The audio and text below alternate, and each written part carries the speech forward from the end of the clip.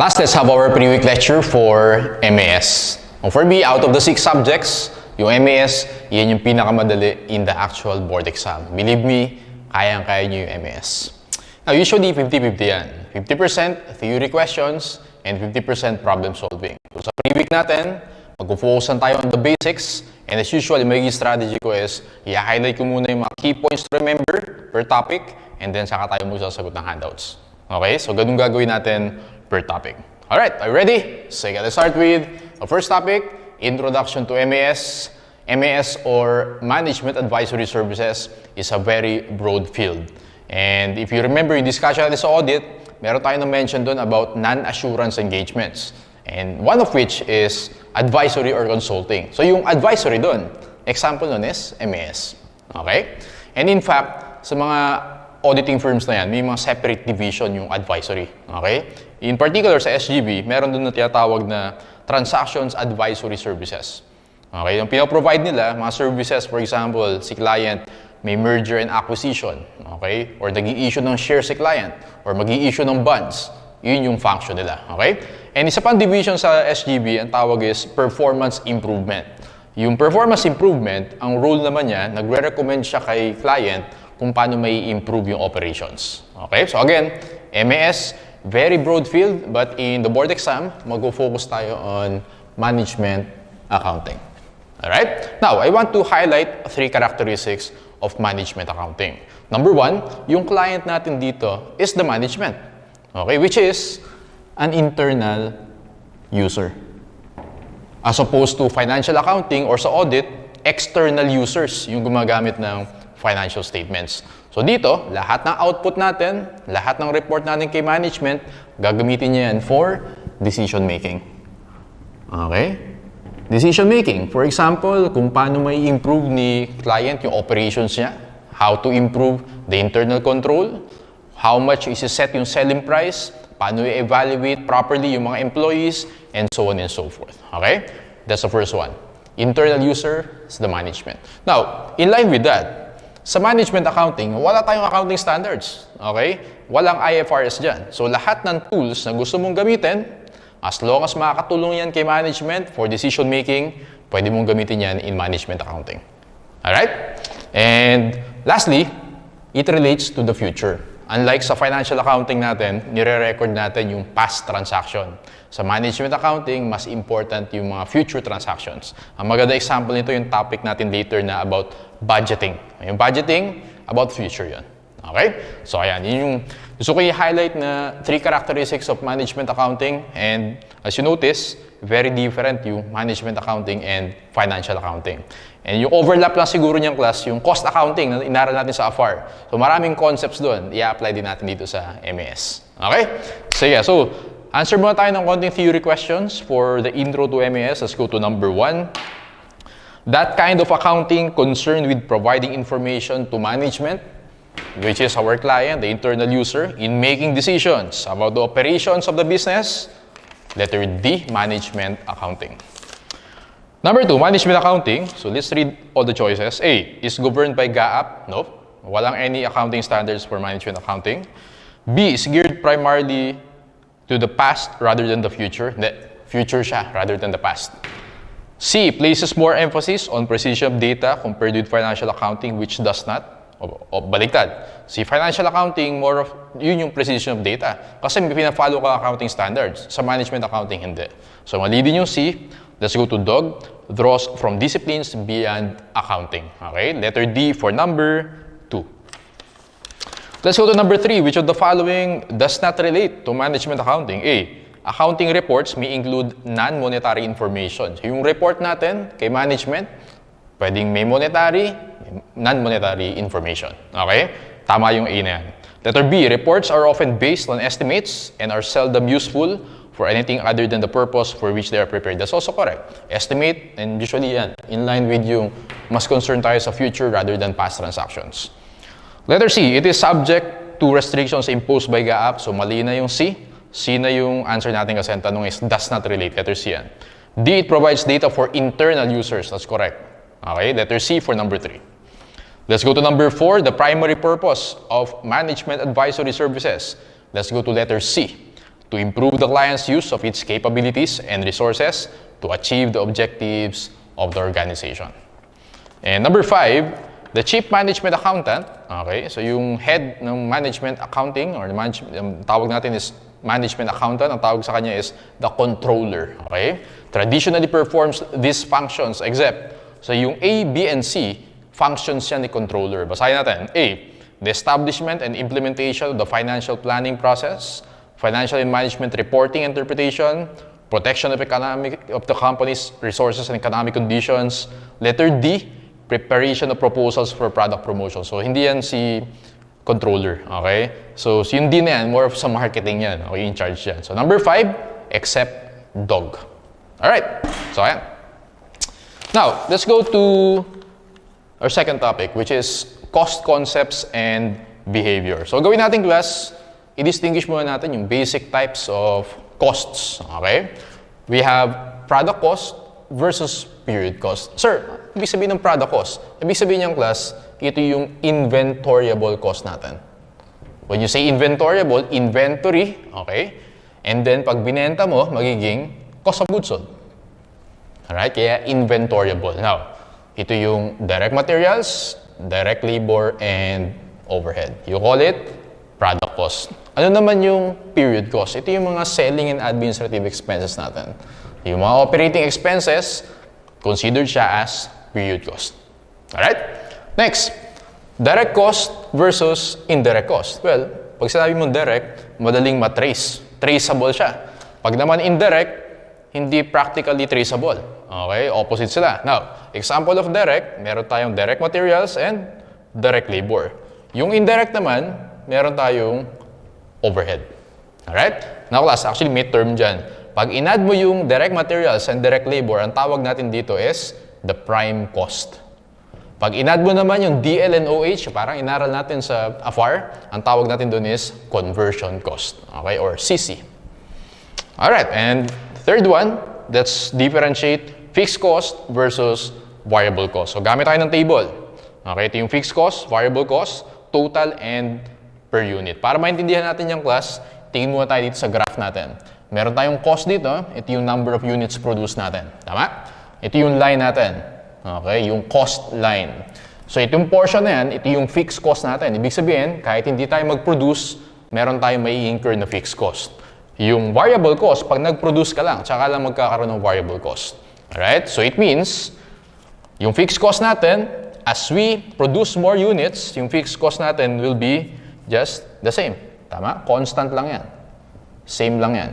Now, yung fixed cost per unit natin, habang nagpo-produce tayo, bumababa naman yan. Gets? Let's go to variable cost. Habang nagpo-produce tayo, yung total variable cost natin increases. While yung variable cost per unit, kahit mag-produce ka na mag-produce, it will remain constant. Alright? Now, ang assumption natin class is yung characteristics na yan or yung behavior na yan is within the relevant range. Okay? Sir, ano ba ibig sabihin ng relevant range? Ganito yung class. Magbigay ako ng example. For example, ito yung warehouse natin. Yung warehouse natin na yan, ang capacity niya is 1,000 units. Okay? 1,000 units. And yung renta natin dyan, for example, is 50,000 per month. Okay? Now, pag nag-produce tayo up to 1,000 units, kahit 1 unit versus 1,000 units, 50,000 per month yung rent natin. Okay? Kaya lang, pag sumobra tayo sa 1,000, pag beyond the relevant range na tayo, let's say 1,500, kailangan na natin mag-rent ng isa pang warehouse. Therefore, mababago na yung fixed cost natin, madodoble na siya. Okay? So yung assumption natin sa cost behavior, within the relevant range yung ipoproduce natin na units. Okay? Now, yung variable cost and yung fixed cost na yan, pag in-add mo yan, ang tawag natin dyan, total cost. Tama? Or, ang ibang tawag dyan is mixed cost. Mixed siya kasi merong portion na fixed, merong portion na variable. Okay?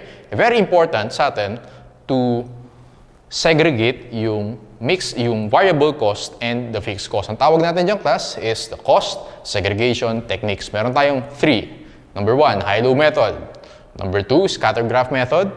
And number 3, least squares method or regression analysis. Tandaan mo, class, sa tatlong methods na yan, ang goal natin is to arrive at an equation. Okay? Linear equation or yung cost function natin. Y is equal to A plus BX. Ito yung output natin sa kahit anong method na yan. Alright? So, tingnan natin. Ano yung Y? Ito yung total cost. Okay? Ano yung A? Ito yung fixed cost. Ano yung B? Ito naman yung variable cost per unit. Yung X na yung class, yan yung pwedeng yung number of units na pinaproduce natin. Okay? So, ulitin ko. Total cost is equal to fixed cost plus variable cost. Isa-segregate natin siya using these three. Alright? Ngayong class, ang tawag din dito sa total cost natin is the dependent variable. Alright? Dito naman, yung X, for example, number of units, independent variable naman siya. Sir, bakit ganun? Paano namin maalala yan? Tandaan mo, class, yung Y, yung total cost natin, nakadepende siya kung how much yung dalawa na to. Kaya, dependent variable yung tawag sa kanya. Okay? While yung number of units, hindi siya nakadepend dun sa cost natin. Okay? That's why yung Y, dependent variable, yung total cost natin, yung X naman is an independent variable. For example, number of units. O kaya naman, direct labor hours or machine hours. Ganun siya. Okay, now, dito muna tayo sa high-low method. Remember, meron tayong 3 steps dito. Number 1 is identify natin yung highest and lowest points. Okay? Highest and lowest points. And take note dito, class, i-apply natin yan later sa exercises natin. Ang titignan mo dito, yung highest and lowest na cost driver. Hindi yung highest and lowest na cost. Okay, mamaya, i-highlight ulit natin yan. Step number 2, solve natin yung variable cost, which is yung X. And step number 3, solve natin yung fixed cost, which is, yung variable cost, which is yung B. And then solve natin yung fixed cost, which is yung A. So after that, makakabuo na tayo ng equation. Alright. Let's go to scatter graph method. Pag scatter graph method, class, magpa-plot lang tayo ng data points. Okay? Imagine, magpa-plot tayo. Ito yung graph natin. Pa-plot tayo ng mga data points until mag-arrive tayo sa line na ganyan. Okay? So obviously, in the boards, hindi mo tayo papagawin yan. So most likely, pag nagtanong ng scatter graph, about theory question lang yan. Alright? And then, yung pinaka-accurate na cost segregation technique is least square method, or ang tawag natin dyan is the regression analysis. Class, kailangan alam niyo yung formula na to by heart. Okay? Summation of y is equal to NA plus B summation of x. Summation of xy is equal to A summation of x plus B summation of x squared. Dapat memorize mo yan. Alright? So, ang gagawin mo, pag binigay sa'yo yung exam in the boards, sulat mo na agad yan sa first page. Okay? Just in case lumabas yan sa exam, at least babalikan mo yung first page. Meron ka ng, alam mo na yung formula. Okay? So, yun yung una mong gagawin for this one. Now, may mga questions, class, na given na yan. Pero may mga questions na hindi yan given. Okay? So, kaya kailangan memorize mo yan. Meron tayong 3 steps pag sa regression analysis. Step number 1, isulat mo muna yung equation. Yun yung gagawin mo in the boards. Okay, equation. And then, plug in mo yung figures. Step number 2, kukumputin natin, class, yung variable cost, which is yung B. Actually, same lang dito. And then, yung step number 3, kukumputin natin yung fixed cost, which is yung A.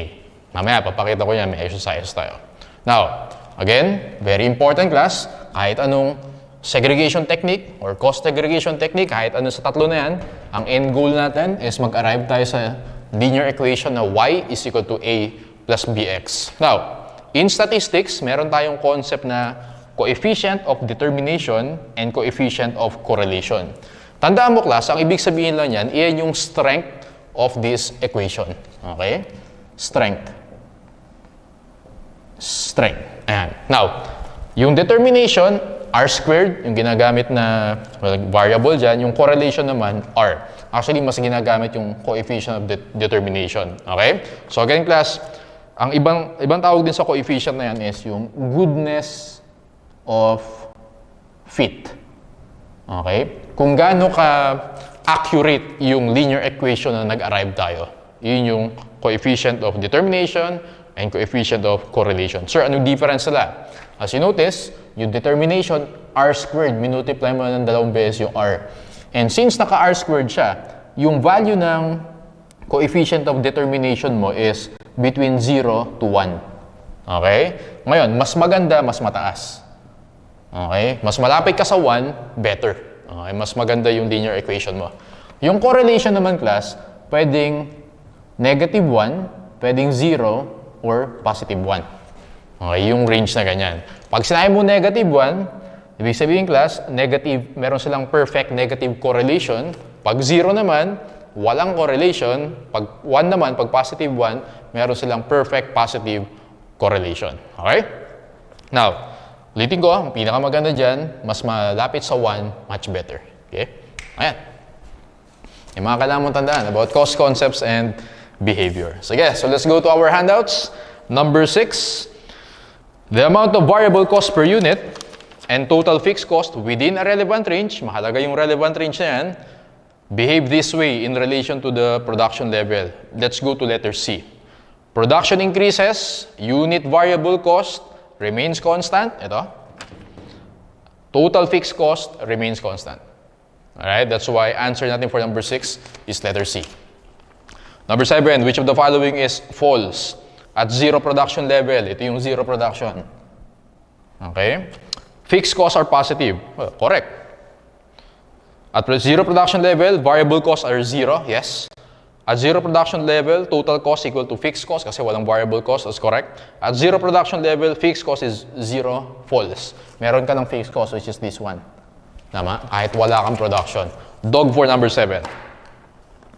Costs that increase as the volume of activity decreases within the relevant range are. Okay, actually, class, sagot natin sa number 8 is average cost. Okay? Ano ba yung average cost? Total cost over number of units. Okay? Habang nagpo-produce ka, bumababa yung average cost mo. Bakit, sir? Kasi yung total cost na yung class, dalawa yan, di ba? May fixed cost plus variable cost. Now, ito, same yan. Yung fixed cost mo, per unit, bumababa. Ayan. That's why yung total cost natin, yung fixed cost component doon, yun yung nagpapababa sa per unit natin. Alright? Kaya sagot natin dito, class, for number 8 is letter A. Average cost per unit decreases as, increases as the volume of activity decreases. Alright? Ulitin natin. Yung cost, number 8, costs that increase as the volume of activity decreases. Pag bumababa yung denominator mo, okay, tumataas yung average cost mo. Okay? Because, anong nangyayari, even if per unit mo sa variable cost is mababa, yung per unit mo sa fixed cost is mataas. Okay? So, yun yung explanation pala dyan. Costs that increase as the volume of activity decreases within the relevant range, letter A yung sagot natin, average cost per unit. Okay. Let's go to number 9. Direct materials are A. Letter A, conversion cost. Conversion cost ba yun? Hindi. Conversion cost is labor plus overhead. Okay, let's go to manufacturing cost. Is it manufacturing cost? Yes. Actually, ibang tawag class sa product cost is manufacturing cost, which is your DM, DL, and OH. Prime cost? Yes. So, no, yes, and yes. Answer natin dito class is letter C. Okay, number 10, the cost of rent for a manufacturing plant is generally considered to be, pag rent, overhead yan. Tama? Period cost ba yung overhead? Hindi. So, no. Product cost ba yung overhead? Yes. Ito. Answer natin, class, is letter A, no, and yes. Let's go to number 11. An opportunity cost is, let's go to letter D, the profit forgone by selecting one choice instead of another. Let's go to number 12, sunk costs. Letter D, in themselves are not relevant to decision making. Pag sunk cost, past cost na yan. Na-incur mo na. Kaya hindi na siya relevant sa decision making natin. Okay? Let's go to number 13. These are among the methods of segregating fixed cost and variable cost except regression, yes. Or ang ibang tawag is least squares method. Scatter graph, yes. High-low, yes. Break-even yung mali dyan. Letter C, walang ganyan. Weaknesses of the high-low method include all of the following except, tingnan natin. Letter A, only 2 observations are used to develop. Actually, correct yan. Lowest and highest point lang gagamitin natin. Letter B, the high and low activity levels may not be representative. Yes. C, the method does not detect if the cost behavior is non-linear. Dog yung sagot natin dito. Yung except D, the mathematical calculations are relatively complex. Hindi, easy lang yan. Actually, ang complex ito. Yung regression. Ito, yung equation na yan, yun yung complex. Pag least squares, madali lang yan. Number 15, regression analysis. Letter A, estimates the independent cost variable. False. Ang ine-estimate natin, yung dependent. Letter B, uses probability. Walang probability dyan. Walang probability. C, estimates the dependent. Yes, yung Y or yung total cost natin. Okay, letter C for number 15. Number 16, in the formula, yung letter D ignores the coefficient of determination. Well, kino-consider natin yan. Okay? Number 16, in the formula, y is equal to a plus bx. Y represents total cost. Letter boy. Number 17, in regression analysis, the coefficient of determination is a measure of, so again, ang ibang tawag natin dyan yung goodness of fit, kung gaano kaganda or kung gaano ka-strong yung linear equation na na-derive natin. Okay? So letter A, the amount of variation in the dependent variable explained by the independent variable. Technically, ito yung definition niya. Okay? Pag sinabi mong coefficient of determination, kung paano na-explain, kung how much na-explain ng independent variable yung dependent variable. Okay? Ganun siya. Letter A for number 17. Correlation is a term frequently used in conjunction with the regression analysis and is measured by the value of the coefficient of correlation R. The best explanation of the value of R is that letter C, is a measure of the relative relationship between two variables. Pag negative relationship. Pag negative 1. Pag 0, walang relationship. Pag positive 1, well, meron silang positive relationship. Okay? Letter C for number 18. Number 19, the objective of a scatter graph diagram is, letter A, to determine by visual fit the relationship of two variables. So again, pag scatter graph diagram, ipa-plot natin yung mga data points, and then from there, hahanap tayo ng equation line. Okay, ganun siya. So that's for number 19, letter A. Okay guys, so let's do some problem solving. For the next two items, reviewin lang natin yung high-low method. Company X wants to develop a cost estimating equation for its monthly cost of electricity. It has the following data. Okay, so meron tayong month, January, April, July, October, and then meron tayong cost of electricity.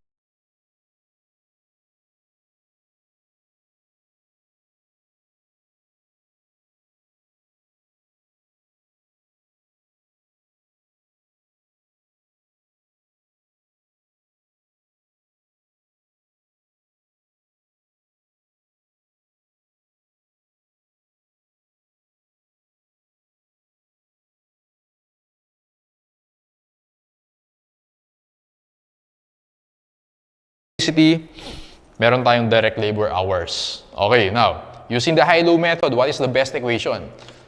Ngayong class, sabi ko dito, highest and lowest points. Ang pipiliin mo dyan, yung highest and lowest na direct labor hours, yung cost driver. Okay, so remember doon nagkakamali yung mga students. Cost driver dapat, wag yung cost. Okay, so ang pipiliin mo dito class, yung January, 1,500 hours, yun yung lowest. And yung July na 2,000 hours, yun yung highest. Okay? So ganito siya. Yung numerator natin is yung cost. So ano yung highest dito? 2,000 hours. How much yung cost nun? 8,500. Tama?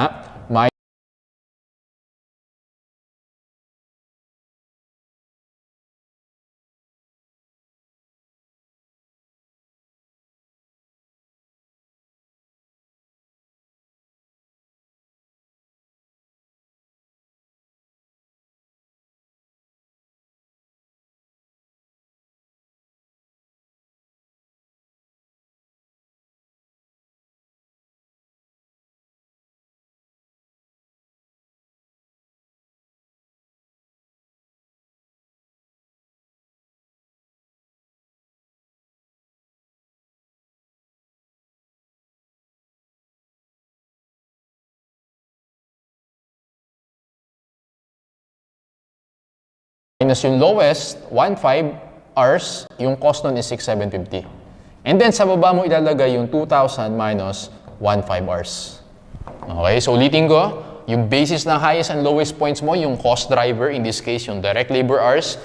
Pag gagawa ka ng dun sa equation natin or formula natin, cost yung numerator, cost driver yung denominator. Okay, so let's compute. 8,500 minus 6,750 divided by yung denominator is 500, makukuha natin dito, Lucas, is 3.5. Yung 3.5, tandaan mo, so okay na tayo sa step 1, tama? Step 2, yung makukuha natin, yun yung variable cost. Yun yung B, this one. Okay, so meron na tayong B. Ang next step natin, compute natin yung fixed cost or yung A. Paano yan? Ipa-plug in lang natin yung figures. Either dun sa January or dun sa July. Kahit ano dyan, same yung amount na makukuha mo. Okay, so ganito gagawin ko, class. Let's say January, meron tayong 1,500 hours. Tama ba yung total cost natin is 6,750 is equal to fixed cost plus variable cost. Yung variable cost natin, 3.5 times 1.5 hours. Okay? So how much yung fixed cost natin? Let's compute. 3.5 times 1.5 minus 6,750. Fixed cost natin is 1,500.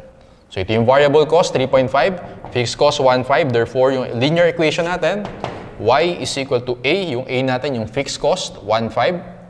Plus bx, yung b natin is 3.5.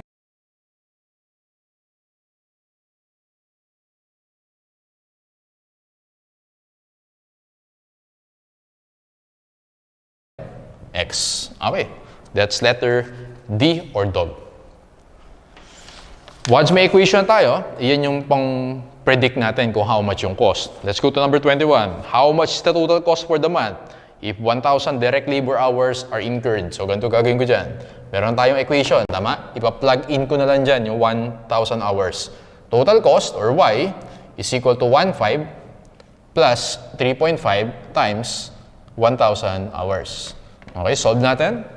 3.5 times 1,000 times 1.5 or plus, 3.5 times 1,000 plus 1.5. Okay, yung cost natin dito is 5,000. Answer natin, class, for number 21 is letter A. Okay. Ayan. Let's go to number 22. Erase ko na ito, class. Ha? For number 22, try naman natin yung least squares method or regression. Okay, so again, ano gagawin mo sa MES? Sa actual board exam, pag binigay sa'yo yung paper, first page pa lang, sulat mo na agad dun yung, ito, yung regression equation natin. Okay, para di mo makalimutan. Sige, so ang gagawin ko dyan, number 22, using the method of least squares, the variable rate for utilities is, number 23, using the method of least squares, the fixed cost is. Okay, sulat mo muna, summation of y is equal to NA plus B, summation of x, summation of xy is equal to a summation of x plus b summation of x squared. Okay. Now, yung y, alam na natin yan. Ito yung total cost natin. Tama? Walang problema dyan. Parang ito lang. Yung y, yan yung total cost natin. Yung n, tandaan mo, class, number of observations yan. Okay? Number of observations. Dito, meron tayong December, January, February, March, April. Ibig sabihin, 5 yung n natin. Okay? Yung A, sinusolve natin yan. Yung B, sinusolve natin. Yung X, yun yung cost driver natin. Okay? Dito, meals served. Ayan. Yung 55, 30, 25, and so on. Ayan, ganoon na siya. So, tingnan natin, class. Add muna natin yung, compute muna natin yung summation of Y, which is basically yung total na utilities cost. Add natin, class. 401 plus 360 plus 347.5 plus 385.5. Nakuha mo ba yung total cost na ulit? 401 plus 360 plus 347.5 plus 385.5 plus 414, 1908. Okay? So yung summation of y natin, 1908. Now, sige, sulat na natin agad dyan. Summation of y, gagawin ko dyan, class, 1908 is equal to n. Yung n ko is 5a plus b summation of x. Ano yung summation of x? Yung meals. Okay, compute natin yan. 55 plus 30 plus 25 plus 40 plus 60, you have 210. 210x. Okay, di okay na tayo sa first equation. Alright? Doon tayo sa second equation. Kailangan mo-compute natin yung summation of xy. Sige, class. Calculator na lang gamitin natin. Yung x, i-multiply natin sa y. 55 times 401 m plus 30 times 360 m plus 25 times 347.5 M plus 40 times 3855.5 M plus 60 times 414 M plus. Nakuha ko dito class 81,802.5. Okay, so okay na tayo dyan. So lagay ko dito 81,802.5 is equal to A summation of x. Nasaan yung summation of x natin? Ito, 210A plus B summation of x squared. So x squared, compute natin. Multiply lang natin yung meals served. Okay? So 55 times 55 M plus 30 times 30 M plus 25 times 25 M plus 40 times 40 M plus 60 times 60 M plus. Nakuha ko dito class is 9,750. 9,750. Okay, so lagay ko lang dito 9,750 B to. 9,750B. Okay. So ito yung first step natin. Nasulat na natin yung equation. Now, let's solve for variable cost which is yung B. Ang gagawin ko dito class, i-eliminate ko yung A. Paano ka mag-eliminate? Ang gagawin ko, i-divide ko yung 210 sa 5. 210 divided by 5, 42. I-multiply ko to by negative 42. Pag minultiply ko yan ng negative 42, magiging negative 210A yan, cancel out na yan. Alright? So, multiply natin. 42 times 1908. 1908 times 42, negative 80,136 is equal to 210 times 42, 8820 minus 8820B. Okay? Ito naman. 81,802.5 is equal to 9,750B. Okay. 9,750B. Let's solve for B. Okay, so let's solve for B. So, tingnan natin yung difference ito. 81,802.5 minus 80,136, you will get 1,666.5 is equal to 9,750 minus 8,820, 930B. Okay, so B is equal to 166.5. 1,666.5, i-divide natin by 930, yung B nating class is 1.8. 1.8. Okay, so okay na tayo dito. Step number 3 natin, gagawin ko lang dyan, meron na tayong B. Substitute ko lang siya dito. Okay, 1908 is equal to 5A plus 210. Yung B natin is 1.8. Ayan, that's solve for A. Ano gagawin ko dyan? 210 times 1.8, ima-minus ko yung 1908, i-divide ko yung 5. A natin, 306. Okay, so yung equation natin class will be, again, back to original equation, y is equal to A, yung fixed cost natin is 306, plus bx, yung b natin is 1.8, x. Okay? Total cost is equal to fixed cost plus variable cost. Okay, ito pala, sagot na natin. 22, boy yung sagot natin, 1.8. And then, sa 23, fixed cost natin is 306. Okay, so let's say sinabi sa problem.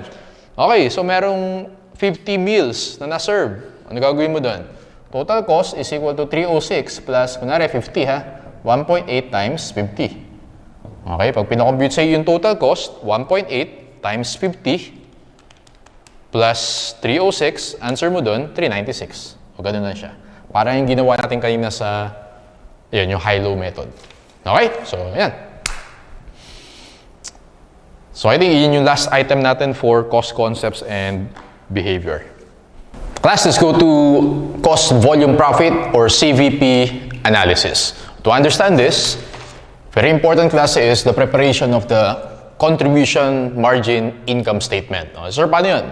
Start with sales minus variable cost. Yung difference sila, tawag natin doon is contribution margin minus fixed cost, you have your profit. Okay, so as you notice, yung focus natin sa contribution margin income statement is the behavior of the cost. You have variable and you have fixed. For variable cost, nandyan yung variable manufacturing cost. Okay, such as direct materials, direct labor, and variable overhead. Okay, nandyan din yung variable selling and administrative expenses. Doon naman sa fixed cost natin, nandiyan class yung fixed manufacturing cost, such as your fixed overhead. Alright? And then, nandiyan din yung fixed selling and administrative expenses. So all throughout, ang gagamitin natin is the contribution margin income statement. Now, in CVP analysis, very important class malaman yung following formulas. Meron tayong 5. Usually, ito yung mga tinatanong. Number 1 is the break-even point. Pwedeng in units and pwedeng in pesos. So break-even point in units, formula natin dyan is fixed cost over contribution margin per unit. Alright? Pag naman break-even point in pesos, ang formula natin is fixed cost over contribution margin ratio. Sir, ano ba yung break-even? At break-even point, yung profit natin is equal to 0. Alright? So yung profit mo is equal to 0. Tama ba class? Kung 0 yung profit mo, ibig sabihin, yung contribution margin is equal to your fixed cost. Tama ba yan? So at break-even point, the contribution margin is equal to fixed cost. What else? If yung contribution margin mo is equal to fixed cost, ibig sabihin class, at break-even point, your sales is equal to variable cost plus fixed cost. Okay? So remember this characteristics, yung tatlo na yan. Okay? At break-even point, true yung tatlo na yan. Profit is equal to 0, CM is equal to fixed cost, sales is equal to variable cost plus fixed cost. Now, may mga tanong minsan class na multiple products. For example, yung company, hindi lang isang product yung binibenta niya, multiple. Ang gagawin mo lang dyan class, iibahin mo lang yung denominator. I-adjust na natin ng konti. Ayan, no? Pag may multiple products, gagamit tayo ng sales mix. Okay, later, apply natin yan sa handouts natin. Okay, so yun yung first formula. Second formula is target profit. Okay, sabihin sa problem, may target profit, how many units yung kailangan mong mabenta to break even. Okay? So, or to achieve the target profit. So, ang gagawin natin dyan class, i-revise lang natin ng konti yung formula natin sa break even point. Ang gagawin natin dyan, fixed cost, pag in units, plus target profit, okay, over CM per unit. Pag naman in pesos, fixed cost plus target profit over CM ratio. Okay, yun na siya. And don't forget na yung target profit na yan should be before tax. Tandaan mo yun ha, before tax. Pag ang given sa'yo is after tax, i-gross up muna natin. Remember that, marami nagkakamali dyan. Okay, let's go to margin of safety. Okay, so before we go to margin of safety pala, so class, sa break-even point, ano mas maganda? Mas mataas o mas mababa? Siyempre, mas mababa, mas maganda yan. Okay? The lower the better. Bakit sir? Ibig sabihin, pag the lower the better, mas konti yung bibenta mo na units para makover mo yung cost mo. Alright? Let's go to margin of safety. Pwedeng units, pwedeng pesos, o minsan tinatanong din, margin of safety ratio. Doon muna tayo sa units. Formula natin dyan, class, sales minus break-even point. Ayan, sales in units minus break-even point in units. Okay? Pag pesos naman, sales in pesos minus break-even point in pesos. Okay, lagay ko dito, units, pesos. Kaya siya sinabing margin of safety. So, difference siya ng, actually yung sales dito, class, tanda mo, pwedeng actual sales or budgeted sales. Okay? Actual or budgeted, i-minus mo yun sa break-even. So, sa margin of safety class, anong mas maganda? Mas mataas or mas mababa? Mas maganda dyan, mas mataas. Okay? Siyempre, ibig sabihin, mas mataas yung actual sales mo kaysa dun sa break-even sales mo. Okay? Pag sinabi namang margin of safety ratio, tandaan mo class, iyan yung margin of safety divided by yung sales. Huwag mo i-divide sa break-even ha, i-divide mo dun sa actual or planned sales. So, ulitin ko, yung sales na yan, pwedeng ang given sa problem, actual, or planned, or budgeted. Okay lang, kahit alin dun. Basta yun yung ima-minus mo sa break-even point. The difference, ang tawag dun is margin of safety, the higher, the better. Okay, fourth formula, degree of operating leverage, contribution margin over operating income. Okay, CM over OI. Ibig sabihin ng degree of operating leverage, basically, iyan yung effect on profit or operating income for every percentage change in sales. Okay, in unit sales. So pag nagdagdag ka ng benta, okay, isang per unit na benta na dagdag mo, ano yung effect niya dun sa net income or sa operating income or profit natin. Ang tawag natin doon, the degree of operating leverage. Sensitivity analysis naman class, usually ang tinatanong dyan, okay, pag iniba yung selling price, pag iniba yung variable cost, pag iniba yung fixed cost, ano yung effect niyan sa contribution natin, contribution margin, or ano yung effect niyan sa profit, and so on and so forth. So, again, yung sensitivity analysis. Okay, so yan lang yung summary class for CVP analysis. So, apply natin yan sa handouts. Let's go to number 24. Number 24, the systematic examination of the relationships among selling prices, volume of sales and production, ang tawag natin dyan, cost, volume, profit, or CVP analysis, letter C. Number 25, which of the following assumptions does not pertain to CVP? Okay, may mga underlying assumptions yan. A, the total revenue function is linear. Actually, correct yan. Ang ibig sabihin din ng A na yan, yung selling price natin, constant. Ito, yung sales natin or selling price, constant yan. Yung selling price per unit, okay? All costs are classified as fixed or variable. That's correct. Kaya yung contribution margin income statement natin, as to behavior yung focus niya, variable cost and fixed cost. The units produced will equal units sold, correct? Sales mix may vary during the related period, false. Okay? So later, mag-a-apply tayo ng may sales mix. Ibig sabihin, nagbebenta ka ng multiple products. Ang assumption sa CVP analysis, constant yung sales mix mo all throughout the period. Okay? Dog for number 25. At the break-even point, fixed cost is always, ayun sinasabi ko kanina, fixed cost is always equal to contribution margin, letter C. Number 27, CVP analysis is a key factor in many decisions, including choice of product lines, pricing, marketing strategy, utilization. A calculation used in CVP analysis is the break-even point. Once the break-even point has been reached, operating income will increase by, okay, tandaan mo class, at break-even point, zero yung profit natin. Tama? Therefore, na-cover na natin yung variable cost and fixed cost. Tandaan mo yun. Kasi ito siya. Na-cover na natin yung variable cost and fixed cost. Therefore, once na-reach mo yung break-even, pag nagbenta ka ng additional unit, yung effect sa profit mo is equal to your contribution margin. Tama? Kasi na-cover mo na yung fixed cost. So, bawat benta mo, ang dagdag sa profit mo is the contribution margin.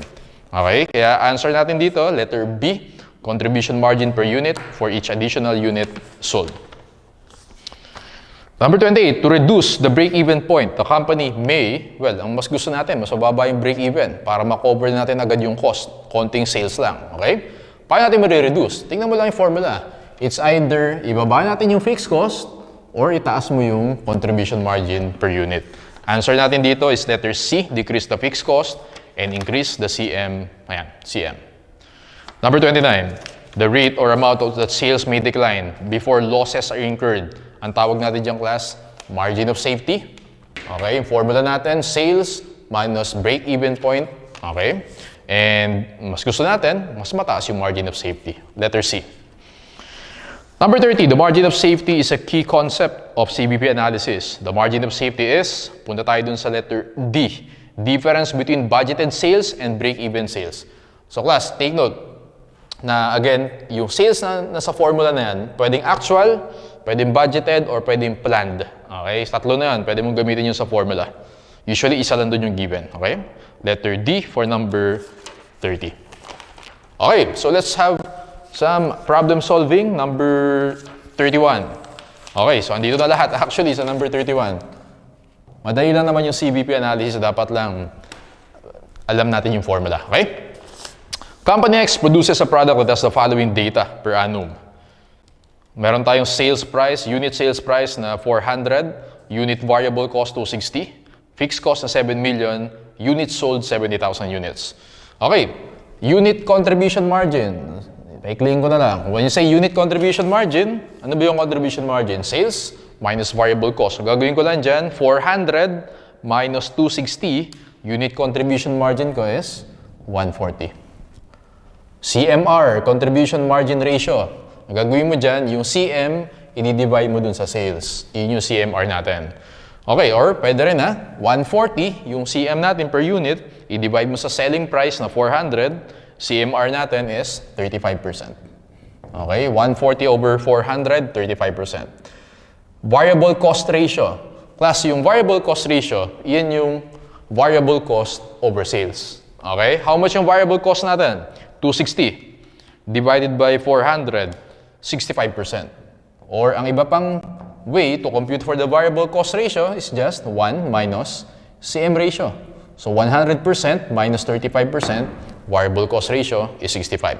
Kasi class, pag inad mo yung contribution margin and variable cost, equal siya sa sales. That's why yung sum niyan always 100%. Okay? Let's go to letter A yan. Letter B, break-even point in units and in pesos. So, computin natin. Easy. Break-even point in units. Gagawin ko lang dyan. Fixed cost, which is in the problem, 7 million. Divide natin sa contribution margin per unit na 140. Okay, 7 million divided by 140. You have 50,000 units. Okay, ingat ka lang class. Minsan sa choices nakalagay 50,000 units tapos 50,000 pesos. So ingat ka na lang, okay, kung ano yung solve mo. Kasi baka nakuha mo ngay sagot, mali yung pagpili mo dun sa choices. Break-even point in pesos naman, 7 million fixed cost over ano yung formula natin? CM ratio. What is our CM ratio? 35%. 7 million divided by 35%. You have 20 million pesos. 20 million pesos, that's your answer. Let's go to letter C, margin of safety. In units, in pesos, and pinapakompute din sa atin yung margin of safety ratio. Okay, so sales minus break-even point, doon muna tayo sa units. Ano yung sales natin? So dito class, nakita mo, units sold. Ibig sabihin, actual sales to. Kaya sabi ko kanina, pwede mong gamitin yung actual sales. Okay, 70,000 units, yun yung nabenta. And then yung break-even natin, 50,000. So, ibig sabihin, meron tayong 20,000 units na margin of safety. Okay? So, ibig sabihin class ang margin of safety, well, pwede tayong mag-lose ng 20,000 units, pwede natin hindi mabenta yan, pero up to that point, zero yung profit natin. Okay? Maglo-loss lang tayo pag hindi tayo nakabenta, let's say, more than 20,000. Example, di natin nabenta is 20,001, okay? Units. Doon pa lang tayo maglo-loss. Okay? Kaya mas maganda, sa margin of safety, mas mataas. Parang iyon yung buffer natin. Okay? Buffer. Let's go to margin of safety in pesos. Yung actual sales natin class, based dyan sa given, okay, computin natin.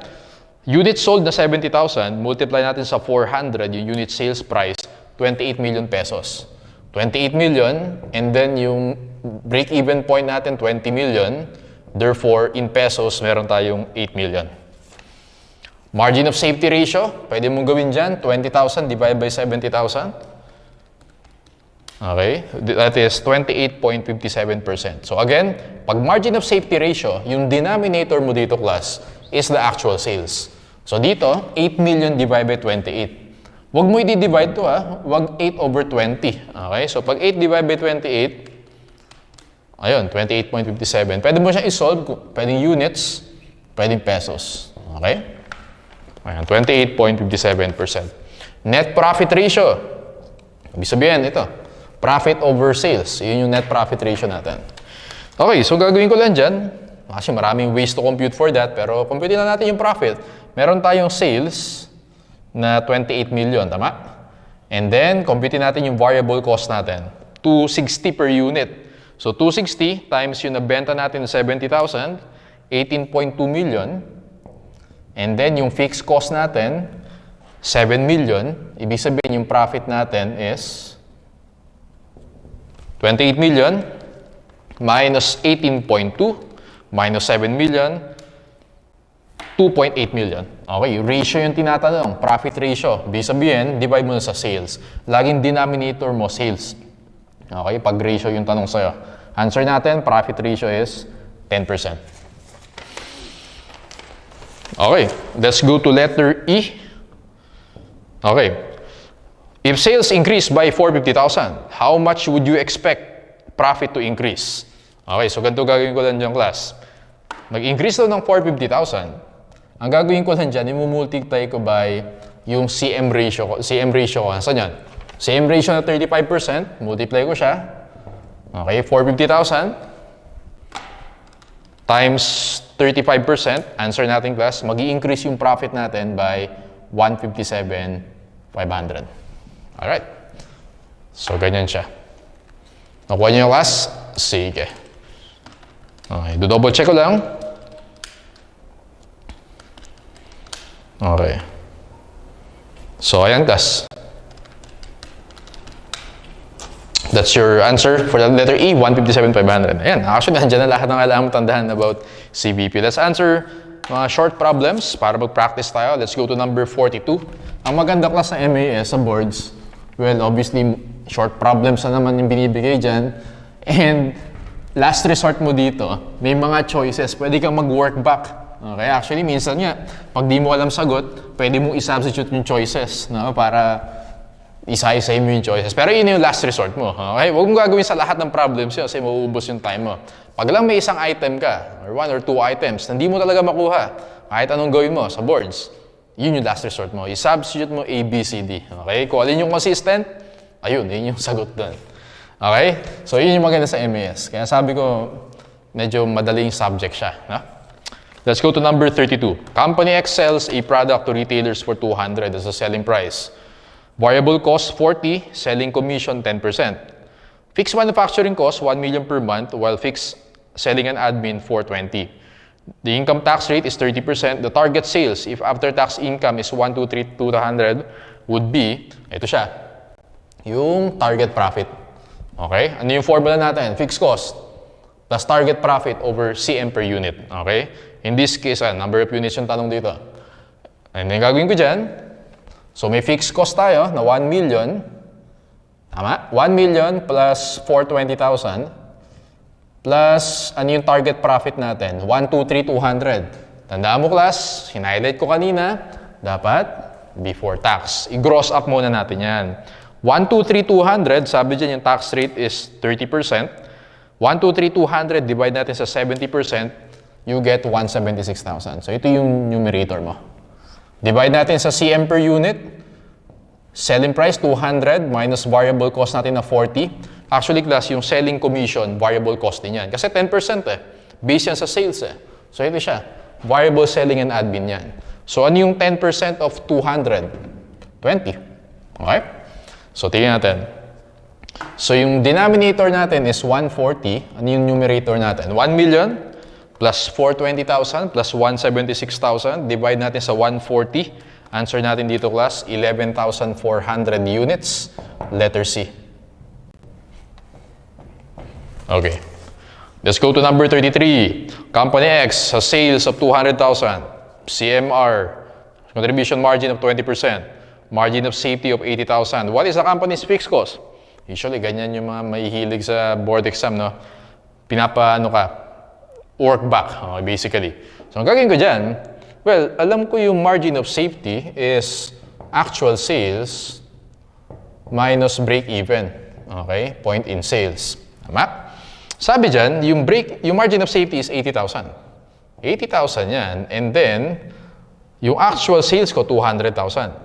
Therefore, mako-compute ko yung break-even point. Break-even point ko is, tama ba? So, mangyayari dyan, 120,000. Tama? 200 minus 80. Break-even point ko is 120,000. And alam ko, class, na yung break-even point ko is computed as fixed cost over CMR.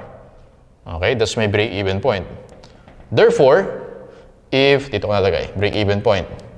Therefore, kung fixed cost yung hinahanap, and then yung CMR ko is 20%. Yung break-even point ko is 120. Solve for fixed cost. Ano yung masukuha ko dyan? 120,000 times 20%. Ganun lang. Pinaikot-ikot ka lang. 24,000, letter C. As long as alam mo yung formula, kahit anong paikot-ikot sa'yo dyan, kayang-kaya mo sagutan yan. That's for number 33. Okay, let's go to number 34. So, practice pa tayo, class. Number 34, if sales are 525,000, variable cost 64%. Operating income is 50,000. What is the contribution margin ratio? Okay, maraming ways naman na pwedeng gawin to. So, una ko naisip, well, ganito gagawin ko dyan. Meron akong sales na 525,000. And then, alam ko yung formula minus variable cost is CM. Ito yung pinapahanap sa atin, yung CM ratio. Minus fixed cost, meron akong profit. Okay?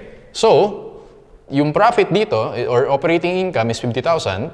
Meron ba fixed cost? Walang sinabing fixed cost. Actually, yun yata yung... walang sinabing fixed cost. So, pero meron tayong variable cost. So, 525,000 times 64%. 336 dito siya. Minus 336,000. Therefore, yung CM natin, 525. 189. Actually, from here pa lang, makakompute na natin. CMR yung tanong. Divide lang natin yung 189 by 525. Answer natin class, 36%. Letter A. Pag naman ang tinanong sa'yo, how much yung fixed cost? Okay, so 189 minus 50. Ganun lang. 139,000. Pero final answer natin, 36%. Letter A. Let's go to number 35. If the contribution margin ratio is 37%, sales 425, fixed cost 100, what is the income from operations? Ano gagawin ko dyan? Meron tayong sales na 425. Pwede ko nang computein yung may variable cost ako, tapos CM, tama? May CM ratio tayo. So, 425,000 times CM ratio na 37%. Makukuha ko dito, 157,250. Okay? Fixed cost, 100,000. Therefore, operating income natin is 57,250. Boy yung sagot natin. Okay? Boy for number 35. Pag tinanong sa'yo, how much yung variable cost? 425,000 minus 157,250, 267, 750. Pero ang tanong sa atin is, income from operations or operating income, 57,250, letter boy. Okay, so let's go to number 36. So easy-easy lang class, diba? Yan lang. Kahit ano yung tanong sa atin, basta alam mo yung formulas, alam mo yung contribution margin income statement, madali yan. Let's go to number 36. If fixed costs are 1.4 million, unit selling price is 220, and the unit variable cost 120, what is the amount of sales required to realize an operating income of 200? Okay, so piniikot na naman tayo. Actually, pwede ka rin mag-algebra dito. Ang gagawin ko dyan, ang tanong is amount of sales in units. So gagawin ko, ito yung X ko, number of units, selling price minus variable cost, ito yung contribution margin. Pag minus ko sa fixed cost ko yan na 1.4 million, dapat may operating income ako na 200,000. Solve for X para makuha ko yung unit sales. Okay. So, 200,000, this is 100, tama? So, gagawin ko dyan, 1.4 million plus 200,000, divide ko sa 100, answer ko dito, 16,000 units. Okay, so sa MAS class, pwede ka rin mag-algebra, no? Same lang yung makukuha mo dyan. 16,000 units, letter C. Alright, number 37 and 38, papakita ko lang sa inyo class, yung tinatawag natin na sales mix.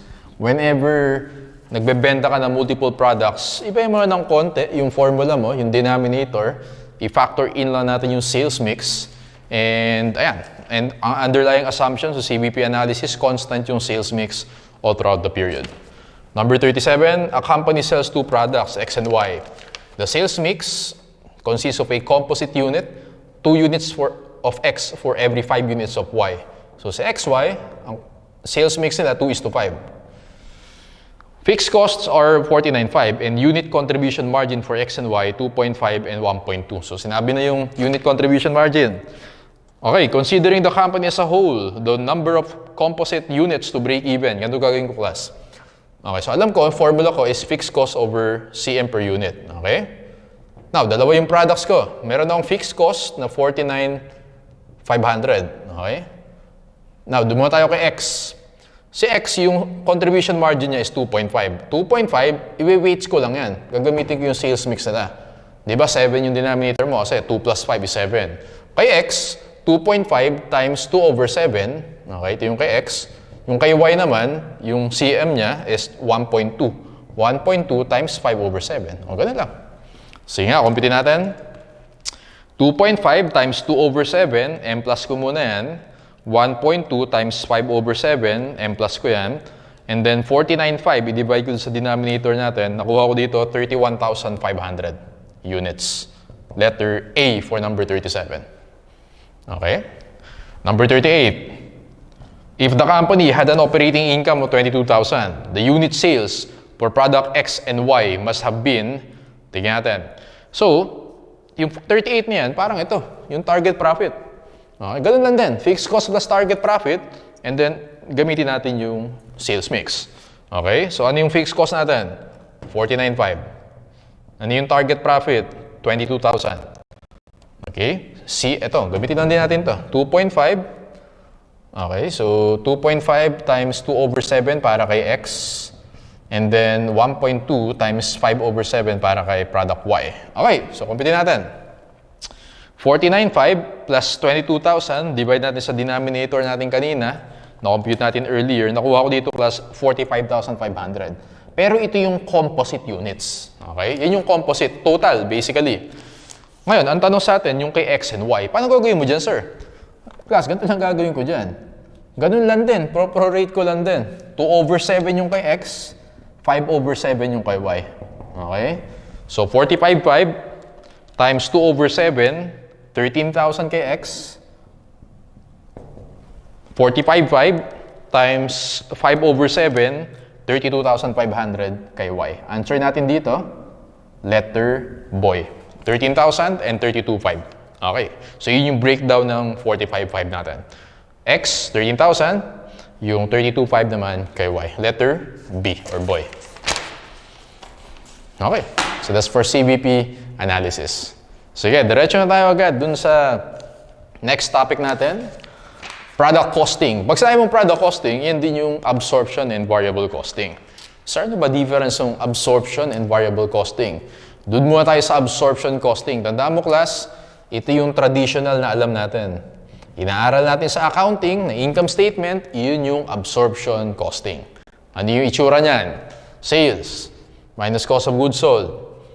You have gross profit, minus OPEX, you have your profit. Okay? Alam natin yan. Simula basic accounting pa lang.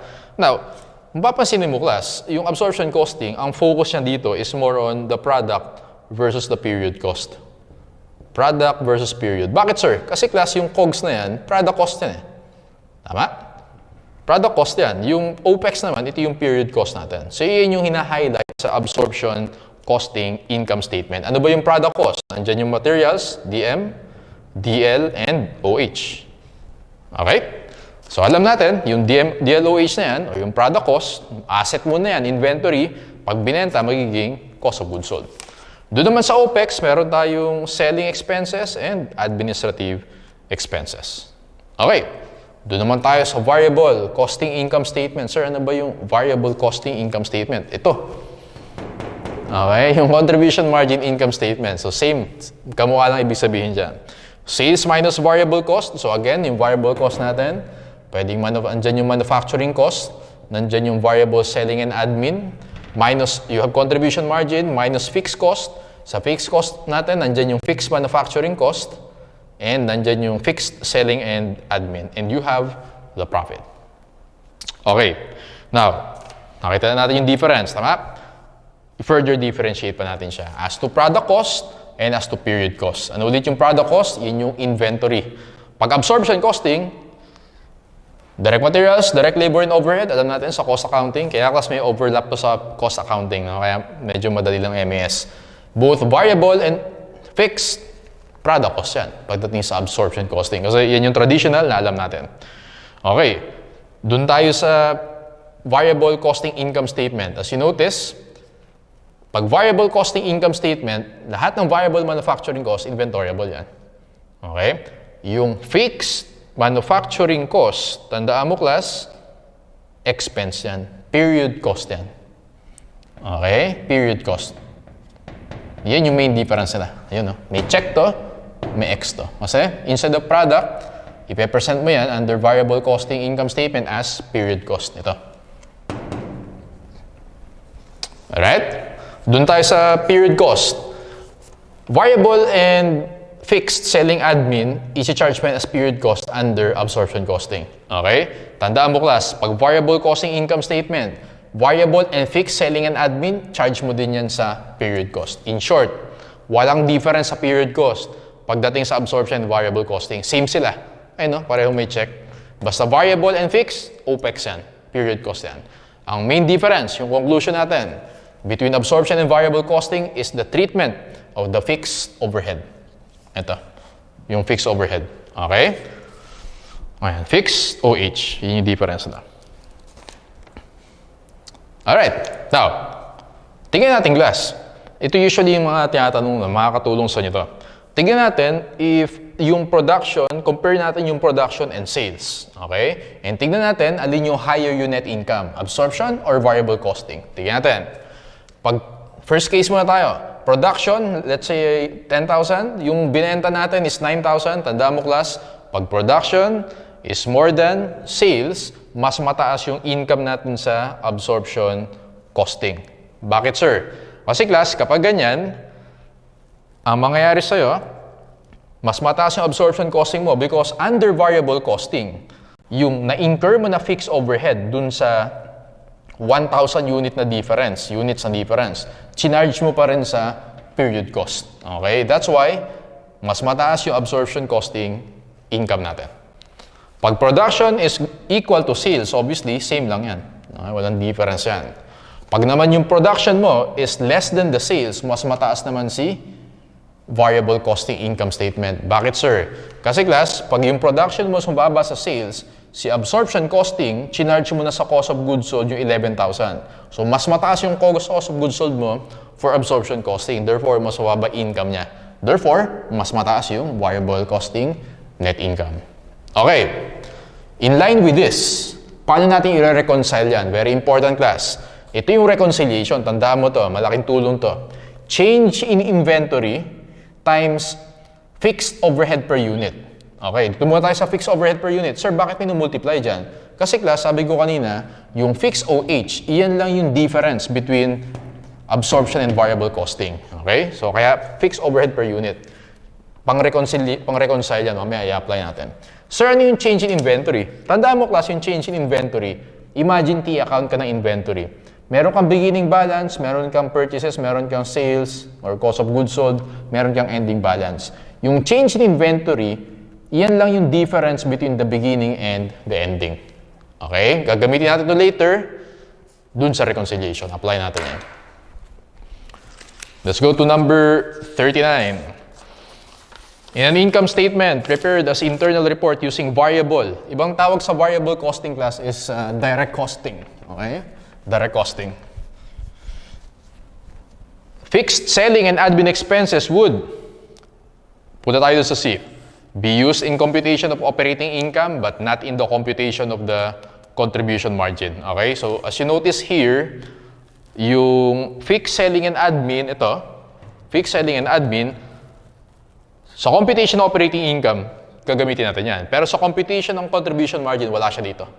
Okay? Letter C for number 39. Okay, let's go to 40. Which of the following is correct? When production is higher than sales, absorption costing profit should be higher. Okay, false yung A. If all the products manufactured during the period are sold, production is equal to sales, variable costing profit is equal to absorption costing profit, correct. Letter C. When production is lower than sales, variable costing profit is higher than absorption costing. Okay? D. When production and sales are equal, variable costing is lower, false. Boy yung sagot natin.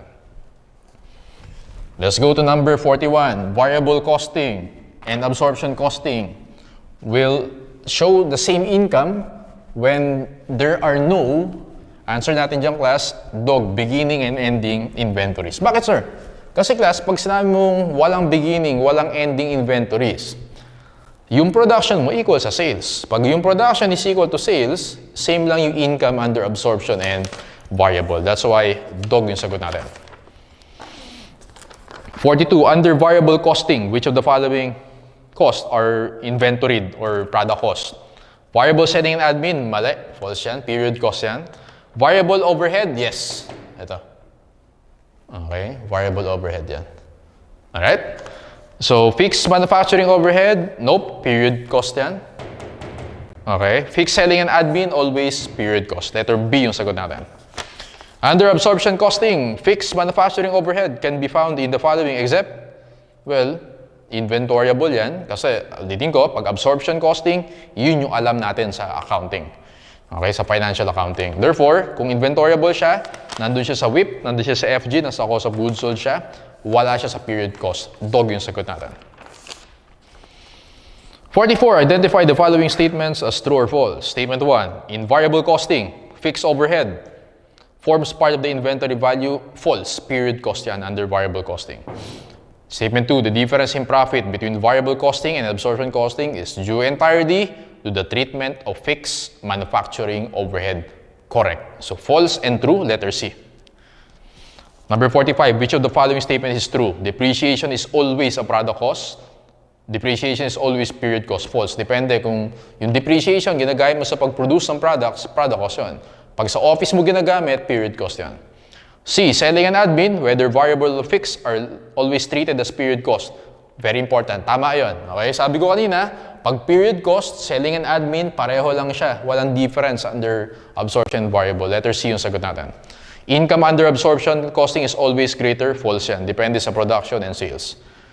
46. An ending inventory valuation and absorption costing would be, okay, or would, okay, yung ending inventory under absorption, actually dog yung sagot natin, always greater than or equal to the ending inventory. Bakit, sir?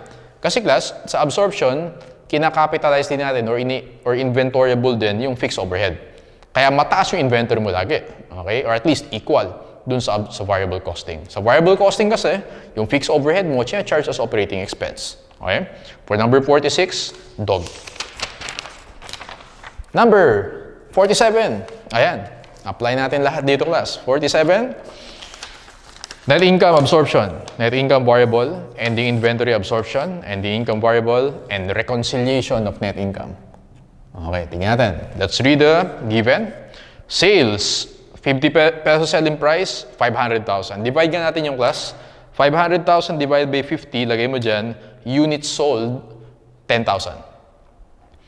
Direct materials, direct labor, overhead, meron tayong variable and fixed. Selling and admin, variable and fixed.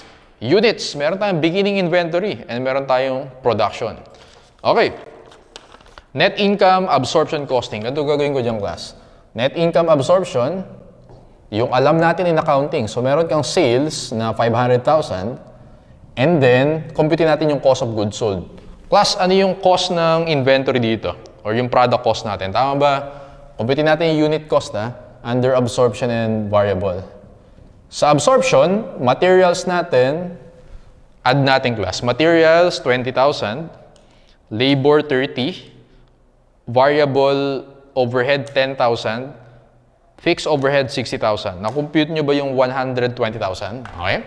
So, 120,000 yung cost. And then, ang produce natin, nakalagay dyan yung production is 12,000. Therefore, unit cost natin under absorption costing, unit cost is 10 per unit. Okay? Sa variable costing naman, class, ganito yan. Materials, 20,000. Sabayan nyo ako mag-compute. Plus labor na 30. Plus variable overhead na 10. Huwag mo isasama yung fixed overhead kasi expense yan. You have 60,000. Divide natin sa 12,000, you have 5 pesos per unit. Okay? So, balik tayo dito. Cost of goods sold natin, nabenta natin is 10,000. Absorption costing, 10,000 times 10, 100,000. Okay? Gross profit natin is 400.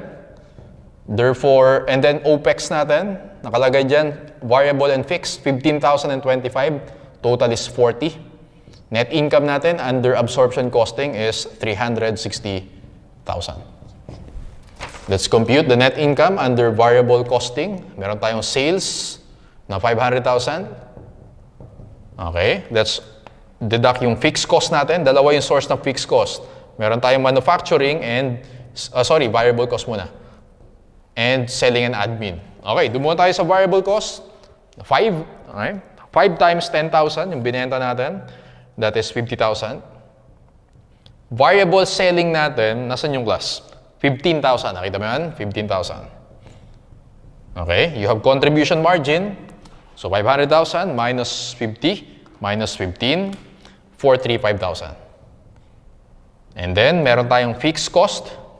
Okay, fixed cost natin, dalawa. Yung sa manufacturing cost natin, 60,000. And then, yung fixed selling and admin, 25,000. Ayun. And then, yung profit natin or net income is, compute natin, 435,000 minus 60 minus 25. Answer natin, class, 350,000.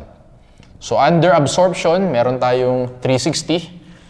Under variable costing, meron tayong 350,000. Okay. Third requirement, ending inventory under absorption. Tignan natin, class, yung inventory natin. Tama ba meron tayong beginning na 2,000? And then may production tayo na 12. Tapos nagbenta tayo na 10,000. Ilan yung ending natin? 4. Okay? 4,000 yung ending. Now, how much do yung ending inventory pag absorption costing? Multiply mo lang sa unit cost. 4,000 times 10, 40,000. Yan yung sagot natin. Okay? Ending inventory naman, so this is number 1, this is number 2, number 3, number 4. Ending inventory naman, under variable costing, 4,000 units, na-compute natin earlier, is 5, you have 20,000. Yun. Okay, let's do the reconciliation. Sir, paano gagawin mo dyan? So class, tingnan natin. Production natin, compare natin sa sales. Okay? Production is 12,000. And then, yung sales natin, 10,000. So, ibig sabihin, class, production is greater than sales. Pag production is greater than sales, mas mataas yung absorption costing, net income natin. Yung ba nangyari? Yes. 360 versus 350. Now, paano natin i-reconcile yan? Tinuruan ko kayo kanina. Change in inventory times fixed overhead per unit. Ano yung change in inventory? Beginning. Compare mo sa ending. Ano yung beginning natin? 2,000. Ano yung ending? 4,000. Tama ba, class? Yung change in inventory. Tumaas tayo ng 2,000. Kasi from 2,000, naging 4,000. Tama? Now, ang gagawin ko dyan, mumultiply ko sa fixed overhead per unit. How much yung fixed overhead per unit? Compute natin. Fixed overhead dyan is 60,000. I-divide natin sa na-produce na 12. By 60,000 divided by 12,000. 5 per unit. 2,000 times 5, you have 10,000. Okay? Kaya dito, class, ang mangyayari, yung net income natin under variable, which is 350, alam natin na mas malaki yung net income mo sa absorption than the variable costing. Therefore, pa-plus 10,000 mo yan. Kaya makukuha mo dyan, net income under absorption, you have 360,000. Yun. So, 350, this one. Plus mo yung 10,000, yung reconciliation natin, 360, this one. Okay? Ayan. Let's go to number 48, 49, and 50. Corporation X has the following standard costs associated with the manufacture and sale of one of its products. Okay, materials, 3 per unit. Direct labor, 2.5 per unit. Variable overhead, 1.8, and fixed overhead, 4 per unit. Okay. We have variable selling, 0.25 per unit, and fixed selling, admin, 75,000 per year during its first year. Okay, first year of operations. Kasi ang importance din ng first year of operations, 0 yung beginning inventory mo. Huh? So, ayan. The company manufactured 50,000 units and sold 48,000. Uy, dun pa lang, alam na natin na production is greater than sales. Therefore, mas mataas si absorption costing. Number 48, under absorption costing, the standard production cost per unit. Alin daw dito yung product cost natin? Pag absorption, direct material na 3, labor na 2.5, variable overhead na 1.8, fixed overhead na 4, answer natin, 11.3. Number 49, under variable costing, the standard production cost per unit, tatanggalin na natin yung fixed overhead. So materials na 3, labor na 2.5, variable overhead na 1.8, answer mo dito, 7.3. Again, ang main difference ng dalawa is the treatment of the fixed overhead. 50. Based on variable costing, the income before income tax for the year was, okay, ganito gagawin ko dyan. Sabi dyan, during the first year of operations, the company manufactured 50 and sold 48. So gagawin ko, income yung tanong, tama?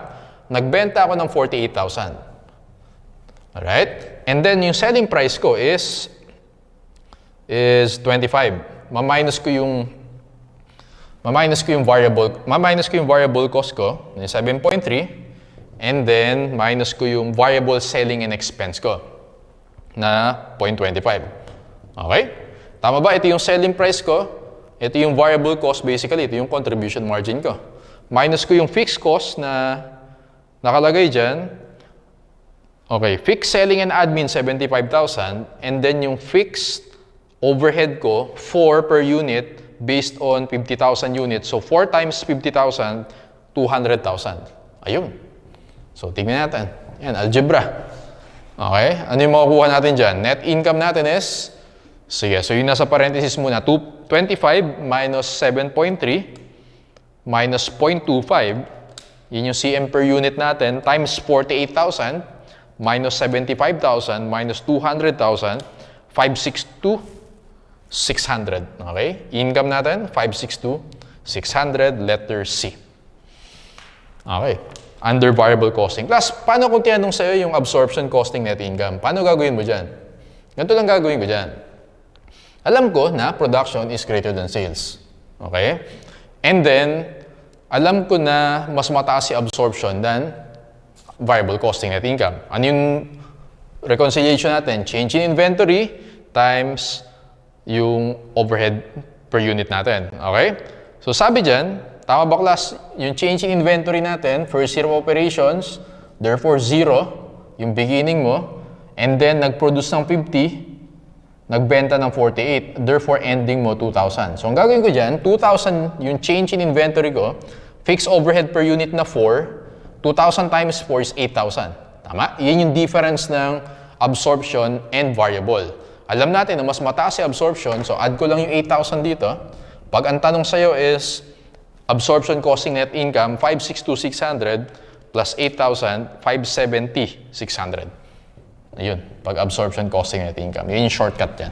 Change in inventory, 0 yung beginning. Compare mo sa ending ha, tumaas. 2,000 times 4 yung fixed overhead per unit. Okay. Meron pa ba? Uy, meron pa. 2 items pa tayo for absorption and variable. Dali lang to. Kayang-kaya nyo to. The following information is available for Company X.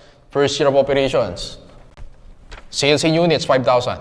Production, 8,000. Uy, mas mataas si production kesa kay sales. Mas mataas si absorption than variable costing, net income.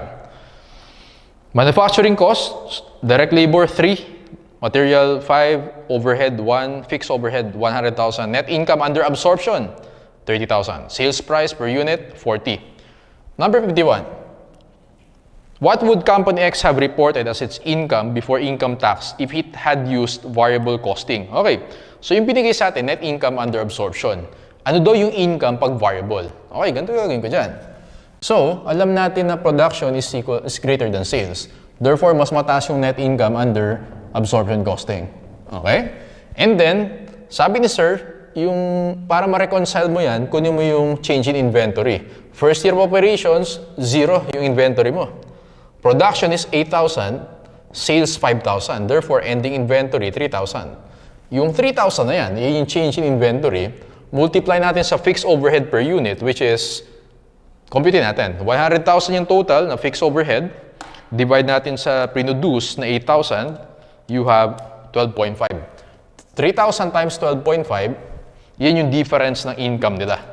Okay, 37.5. Ngayon, meron tayong net income under absorption na 30,000. Okay? Class, ano gagawin ko dyan? Ma-minus ko ba yan or pa-plus ko? Ima-minus ko yan kasi mas mataas dapat yung net income ni absorption. So, minus 37.5, actually class, under variable costing, meron kang loss na 7,500. Okay, letter boy. What was the total amount of selling and admin expense incurred by X? Hindi binigay sa atin sa problem, pero I think kaya natin computein yan. Na-algebra ko na lang to. So, nagbenta ng 5,000 units. Okay? Yung selling price natin is 40. And then, yung per unit natin, compute natin, 3 yung labor, materials 5, 1 yung variable, overhead, and then 12.5 yung fixed. So, ibig sabihin, yung cost natin is 21.5. Minus 21.5, minus yung hinahanap natin na selling and admin expenses, na-compute natin net income here is 30,000 o yung given sa problem. Let's solve for X. Okay, gagawin ko dyan, 40, yung selling price, minus yung cost per unit is 21.5, multiply natin by 5,000, minus natin sa 30,000, you get 62,500. Letter B for the selling and admin expenses. Class, let's go to activity-based costing or ABC. Now, objective of ABC is to properly allocate overhead costs to the products. Okay? Very important yun because yung overhead, magpo-form part siya sa cost ng product. Ang tawag natin doon, class, is product or manufacturing cost. Very important yan kasi, class, yung cost of the product, yun yung magiging basis of the selling price. Very important yung selling price. Makaka-affect yun sa sales, sa contribution margin, and sa profit natin. Alright? Now, in a manufacturing entity, meron tayong inventories na 3 types. Raw materials or direct materials, work in process, and finished goods. Now, yung WIP natin FG, yung sources of cost niyan, meron tayong DM, DL, and OH. For direct materials, walang problema kasi kaya siya tinawag ng direct, easily matitrace natin yan sa product. Direct labor, wala din problema yan. So, madaling i-trace yan dun sa product. Now, may issue tayo is the overhead. Examples are utilities, salaries, depreciation, and rent. Ngayon, yung overhead na yan, para yan sa lahat ng products. So, ang dapat gawin natin, i-allocate natin yan sa products. Okay? Meron 2 ways to allocate. Number 1 natin, class, for OH allocation, number 1 natin is the traditional allocation. Wherein, ang gagawin mo lang, kunin mo yung total overhead, i-divide mo dun sa, let's say, yung, actually tawag natin dyan is cost driver. For example, direct labor hours. Okay? So, let's say ang total overhead natin is 100,000 and then 10,000 yung direct labor hours natin, yung overhead rate natin is 10 pesos per hour. Okay? And if yung product, naka-incur siya ng 100 hours, multiply natin by 10. Okay sana yun. Ang problema dong, class, what if complicated yung process ng company? What if marami siyang products? So, hindi accurate kapag traditional OH allocation yung gagamitin natin.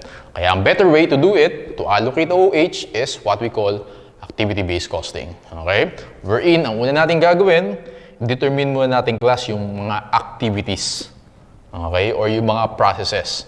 After that, saka natin i-allocate dun sa appropriate cost drivers ng mga activities. Okay? So, apply natin yan sa handouts natin. Basically, ang point of activity-based costing, again, to properly allocate overhead cost para accurate yung maging product cost natin. Okay? Sige. So, let's go to our handouts. Number 53. 53. Okay. Blank method first traces cost to activities and then to products. So ito muna, activities muna tayo. And then saka tayo mag-allocate using the cost drivers dun sa products. Ang tawag natin dyan, ABC or activity-based costing, letter D or dog. A blank method first traces cost to a department and then to products. Actually, ito yung traditional natin. Computin lang natin lahat ng overhead sa buong department. I-divide natin sa cost driver natin. In this case, DL hours, multiply, yun na, yung overhead. No? And obviously, mas accurate kapag activity-based costing. Letter B for number 54. Of the following, which is the best reason for using activity-based costing? Doon tayo sa letter C, to better assign overhead costs to products. Letter or number 56, a basic assumption of ABC is that, okay, punta tayo dun sa boy, products or services require the performance of activities. Yung pinaka-important sa atin yung activities, and activities consume resources. When you say resources, ito yung mga cost drivers natin. Letter B for number 56. Design of an ABC system requires, punta tayo dun sa letter C, that a cause and effect relationship exists between resource costs and individual activities. Okay? Letter C for number 57. Let's do some problem solving. Apply natin yung activity-based costing. Compare natin na siya sa traditional costing. May isa pa pala tayo. Number 58. ABC should be used in which of the following situations? Okay, doon tayo sa letter C. Multiple product firms with multiple processing steps. Okay? Ayan, yung mga processes na yan, yun yung mga activities natin. Letter C for number 58. Okay, number 59 and 60, tignan natin class. Company X produces two products, A and B, or AB and XY, and uses a costing system in which all overhead is accumulated in a single cost pool. Okay, and allocate based on machine hours. So dito, ayan, yung cost driver. So ibig sabihin, traditional costing yung ginagawa ni Company X. The company's management has decided to implement ABC. So magta-transition siya from traditional to ABC. Because a cost study has revealed significant amounts of overhead costs related to setup and design. The number of setups and number of design hours will be the activity drivers for the two new cost pools, and machine hours will continue as the base for allocating the remaining overhead. Yung setup and design, yun yung mga activities. Okay? Okay, so tignan natin. Units produced for AB and XY. Meron tayong direct material cost per unit and total. Machine hours, direct labor cost, setups, design hours, and yung overhead natin, meron tayong 3 sources. Setup related, design related, and other overhead. Okay? Letter A, calculate the total and per unit cost using the traditional system. Letter B naman, yung ABC. Okay, so dali lang yan. Lagyan natin traditional. So ang gagawin ko dito class, dalawang products, sama. Meron tayong AB and meron tayong XY. Doon tayo sa direct materials. Computein natin yung total and per unit. So yung direct materials, doon tayo sa total, nakita mo yung 100,000 for AB and then 310,000 for XY. Okay, we have direct labor. Direct labor cost for AB, given yan, 50,000 and 350,000 for XY. Okay, yung overhead naman, computein natin class. Yung overhead rate, ganito lang ginawa niya. Yung total overhead, nandun yan sa last given sa atin, yung 1.5 million. So originally daw, ang ginagawa niya, ina-allocate niya using machine hours. Ilan yung total machine hours? 50,000. Therefore, yung OH rate niya, 1.5 million divided by 50,000. 1.5 million divided by 50,000, you have 30 pesos per machine hour. Okay? Yun yung traditional. So si AB, meron siyang machine hours na 3,000. So 3,000 times 30, you get 90,000. And then for XY naman, meron siyang 47,000 machine hours times 30, 1 for 10,000. Okay, so computein natin yung total cost allocated to AB or total cost ng AB, 100 plus 50 plus 90. Answer mo dyan, 240. Okay? And then for XY, 310 plus 350 plus 1 for 10, you have 2,070,000. Okay. Computein natin yung per unit. Yung per unit natin, divide lang natin sa number of units. For AB, 500 units. For XY, 15,500 units. 240,000 divided by 500, you have 480 per unit. Okay, kasi pinapakompute sa atin total and per unit. 2,070,000 divided by 15,500, you have 133.54 per unit. Okay, so easy. Traditional. Okay, this is traditional. Let's go to ABC. Okay, so ABC, ganito naman gagawin natin dyan class. Susulat ulit natin, dito si product AB and product XY. Doon tayo sa direct materials. Okay, so direct materials natin, meron tayong steel, 100,000. Walang problema yan, 310, same lang yan. Direct labor, kasi mga traceable costs yan eh. Kaya madali yung malaman, madali specify kung anong product yan, 350. Doon tayo sa OH. Using ABC, titignan natin class, isa-isahin natin per activity. Meron tayong setup, we have design, and we have others. Okay, so dito natin computein yung OH rate nila using activities, setup, design, and others. Okay, so compute with me. Nakita niyo dyan yung setup cost na 250,000. 250, divide natin siya sa total setups na 200. Mako-compute mo dyan. Okay, 250,000 divided by 200, 1,250 per setup. Okay? Ito yung OH rate mo for the setup. For the design, 350,000 divide natin sa design hours na 10,000. So that is 35 per hour. For others naman, sabi dyan sa 35 to 35 per hour. For others, sabi dyan sa middle portion, machine hours will continue as the base for allocating the remaining overhead. So yung remaining natin is 900, divide natin sa 50,000 machine hours, 18 per hour. Okay. So compute natin for product AB. Doon muna tayo sa setup, 1,250 per setup. Ilan yung setup ni AB? 120. Okay, you get 150,000. Actually, madali lang. May matagal lang yung process pero madali lang siya. So 35 per hour naman sa design.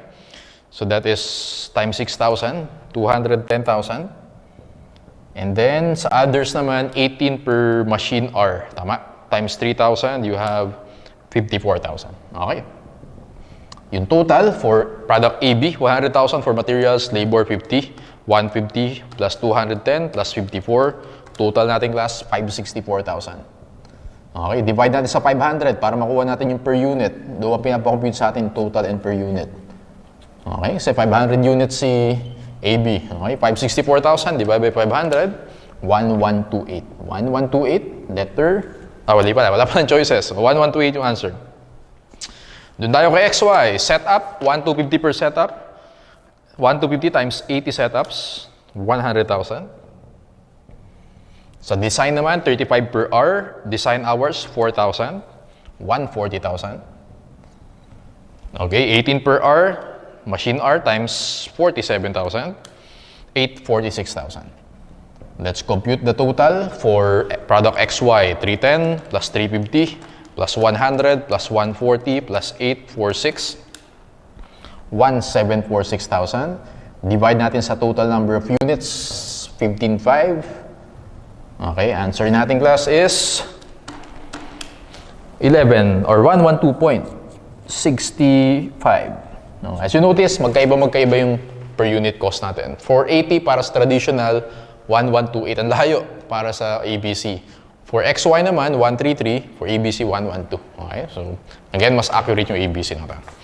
Sige, so let's do numbers 60 to 64. Ganun lang din class ang gagawin natin. Okay. Use the following information for the next 5 questions. Company X provides the following ABC costing information. Okay, identify yung activities. Account inquiries, inquiry hours, total cost, and then meron tayong cost driver. And then, isko muna. Okay, we have account billing. O, lagay ko na yung class. Compute na natin agad yung overhead rate per activity. Doon muna tayo sa inquiry. Divide lang natin yan. So, 400,000, divide natin sa 10,000. You have 40 per hour. Okay, doon tayo sa billing. 280,000 divided by 4 million lines. 0.07 per line. Okay, next is account verification. 150,000 divided by 40,000 accounts. 3.75 per account. Okay, next is correspondence letters na lagay ko. 50,000 divided by 4,000 letters. That is 12.5 per letter. Okay, easy. The above activities are used by departments A and B as follows. Ayan, so ito yung mga na-incur ni A and B. Let's go to number 60. How much of the account inquiry cost will be assigned to Department A? So yung inquiry natin, 40 per hour. Sa Department A, meron siyang 2,000 inquiry hours times 40, you have 80,000. Letter A for number 60. Yun nakadali. Number 61. How much of the account billing cost will be assigned to Department B? Sa billing natin, 0.07 per line. Meron 200,000 lines si B times 0.07. 200,000 times 0.07. 14,000, letter C. Let's go to number 62. How much of the account verification? 3.75 per account. Si A, meron siyang 10,000 accounts times 3.75. You have 37,500, letter boy. Let's go to number 63. How much of the correspondence cost will be assigned to Department B? Yung correspondence natin, 12.5 per letter. Si B, meron siyang 16 letters. Okay, 16 times 12.5, you get 20,000. Letter dog. Let's go to number 64. Okay, total cost daw for Department A. Isa-isay natin. Yung inquiry, I think na-compute na natin yan. Yun yung 80,000. Okay, yung billing, hindi pa natin na-compute yung billing kay A, 0.07 per line. So si A meron siyang 400,000 lines times 0.07, 28,000.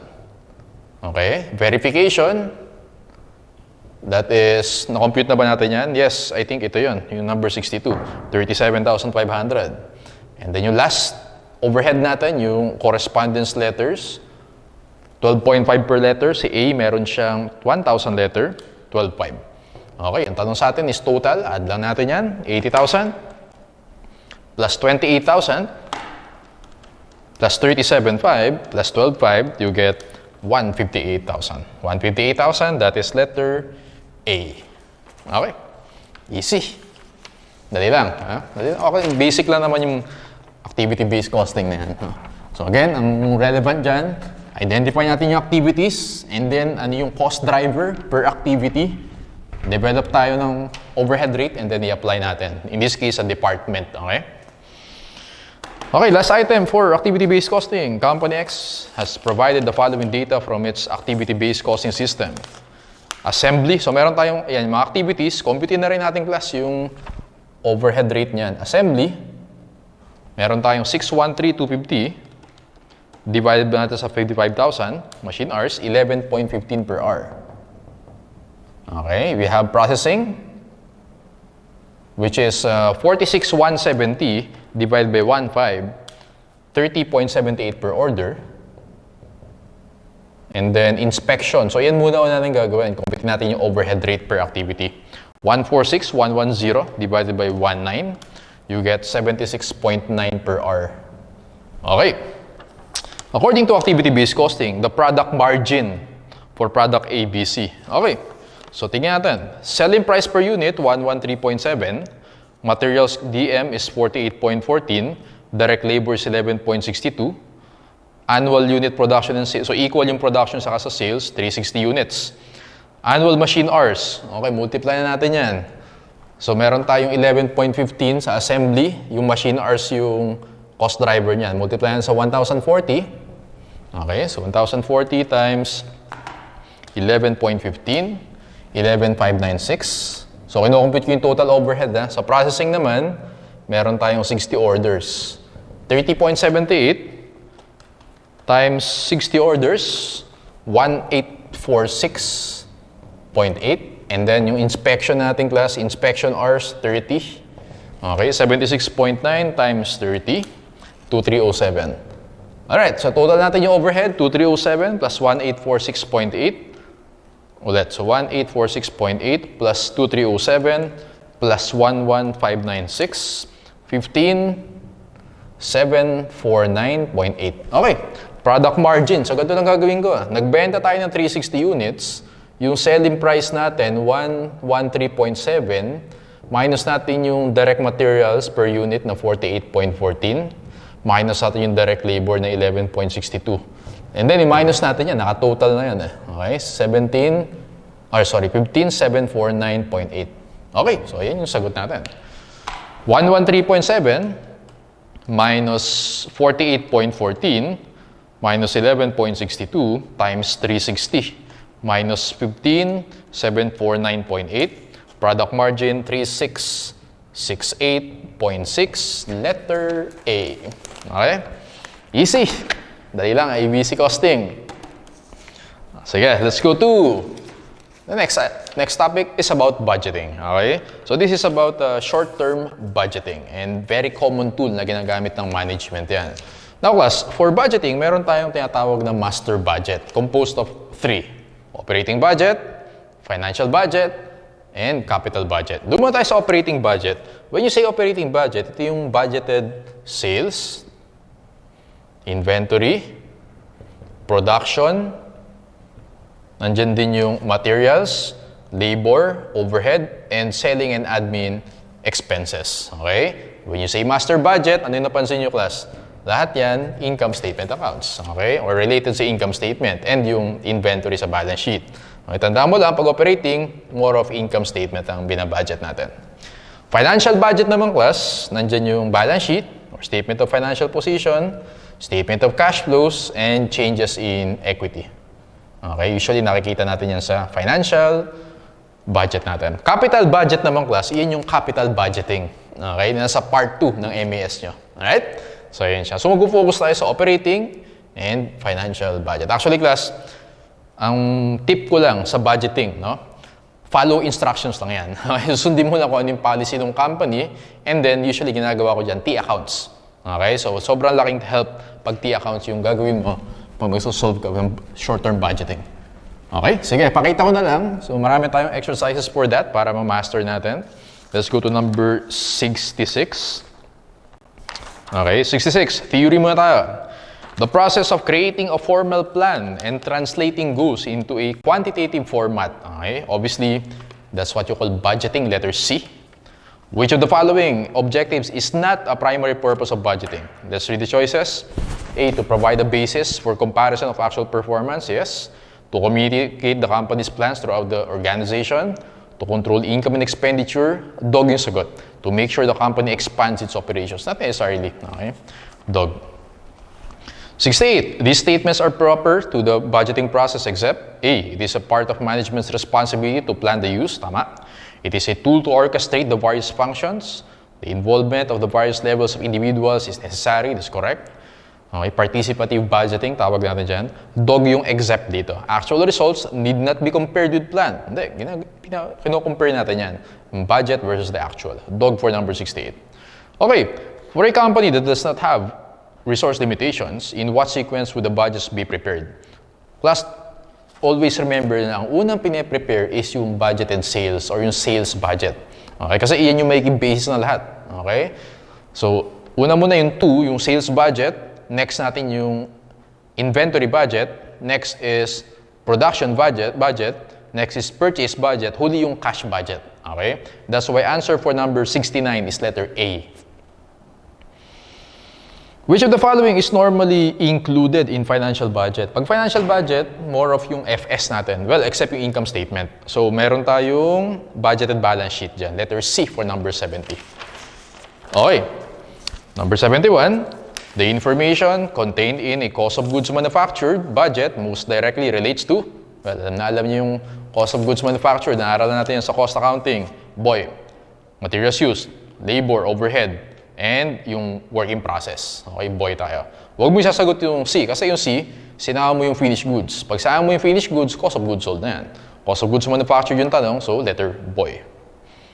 Okay, so let's go to 72. So again, sabi ko kanina, T-account lang yan. So number 72, tingnan natin. Company X has budgeted sales of 18,000 units. Target ending finished goods, 3,000. And beginning, 900. Okay, how much daw yung kailangan i-produce next year? Okay, so gagawin ko lang dyan. Meron akong beginning na 900. Meron akong ending na 3,000. Meron akong sales, so dito siya, 18,000. Ito yung X ko, yung production ko. So 3,000 plus 18,000, that's 21,000 minus 900. Answer natin class, 20,100 units. Actually, madali lang yung budgeting ng topic. No? So usually, yan lang. Again, follow instructions, kung ano yung policy ng company, and then, usually, T-account, kaya yan. Let's go to number 73. ABC Company expects to manufacture and sell 30,000 baskets in 2025 for 6. Yung 6 yung selling price. There are 3,000 baskets in beginning finished goods with target ending na 4,000. So 3,000 beginning, 4,000 ending. And then yung ibebenta daw 30,000. So syempre, yung ibebenta natin, manufacture, sorry. Manufacture, lagay natin dito yan sa 30,000. What amount of sales revenue will be reported? So dito siya. Yung bebenta natin, nasa credit side. So solve natin. 3,000 plus 30 minus ending na 4, you have 29,000. Ito yung units. Units sold. Or to sell. Multiply natin sa selling price na 6. 29,000 times 6. Answer natin class, 174,000, letter A. Ganun lang. Let's go to number 74. Okay, the following is the sales budget of ABC Company. Binigyan tayo. January to June. Sige, total na natin yan. Budgeted sales daw, tama? 100,000 plus 90 plus 90 plus 80 plus 70 plus 70. You should get 500,000.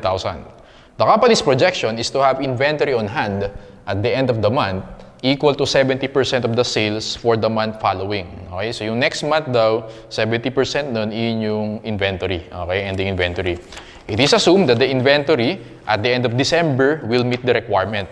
So yung month following December is January. So yung 100,000 sa January na yan, 70% niyan, yun yung beginning inventory, which is 70,000. 100,000 times 70%, that's 70,000. Okay, it is also estimated that the 80,000 units will be sold in July. So, yun naman yung ending natin. 80,000 times 70%, you get 56,000.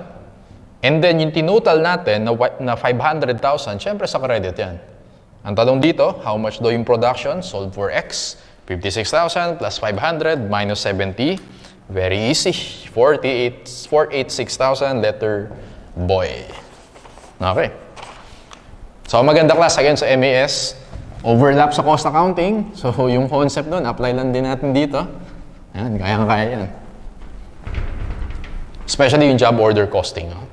Let's go to number 75 and 76. ABC Corporation has the following budget estimates for its second year of operation. So, second year. So, possible na may beginning inventory to. Projected sales, 3.5 million. Projected income before tax, 12%. Estimated selling expenses, 25%. Computin na nga natin class yun. 3.5 million times 12%. Yung projected income natin, 420,000. So, sulat mo yan, 420,000. Yung selling and admin naman, 3.5 million times 25%. 875,000. Okay? Direct labor and factory overhead, 70% siya ng total manufacturing cost.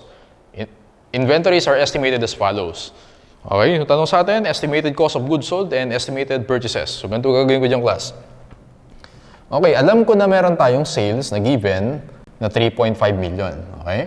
Ang pinapahanap, cost of goods sold. So, ito. But I know na meron tayong selling and admin expenses na compute natin earlier, 875,000. And then, yung income natin, na compute din natin class, it's 420. E di pwede tayo mag-work back.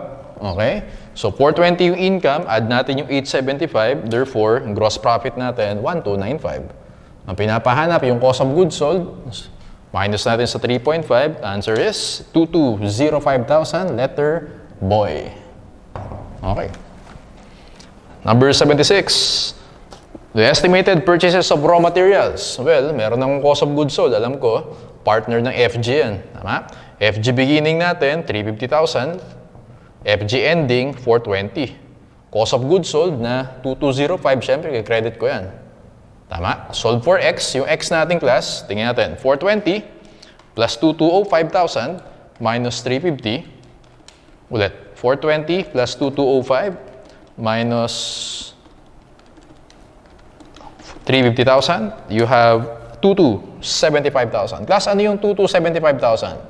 Ano yung increase sa FG? Ano tawag natin doon? Cost of goods, manufactured. Okay? COGM yan. Tama? Ang tanatanong sa atin, purchase of raw materials. So, work back tayo. From finished goods, punta tayo sa WIP. Okay? 250. And then, 300 yung ending. Yung cost of goods manufactured, dito siya. Tama? 2275. So, kakaiba tayo kasi from FG, pupunta tayo ng raw materials. Sanay kasi tayo na from raw materials, pupunta ng FG. Sold for X. Okay? 300,000 plus 2275 minus 250, you have 2325,000. Plus, ano yung 2325,000? Ano yung ina-add mo sa WIP beginning, mina-minus sa WIP end? Total manufacturing cost. Okay? And sabi dyan, dun sa middle portion, yung direct labor daw and overhead or yung conversion cost, 70% ng total manufacturing cost. So, multiply mo sa 70% yan, 1627,500. Okay? Therefore, yung materials natin, yun yung 30%. 2325,000 times 0.3, 697,500. Tama? Ito yung raw materials used. Ang tanong sa atin, purchases. So, di gagawin ko dyan, meron tayong raw materials, beginning 220, ending 270. Alam ko na used ko 697,500. Therefore, sold for X, yung purchases natin, 270 plus 697,500 minus 220, you get 747,500, letter dog. Okay. Okay yan. Yeah, medyo complicated kasi from Cost of goods sold, pabalik tayo. FG, WIP, raw materials. Pero kayang-kaya yan kasi T account tayo. Okay? 7-7. Okay, so solve pa tayo. Actually, medyo marami kong prepare dito sa budgeting, no? Kasi kailangan, practice lang naman ang kailangan mo sa budgeting.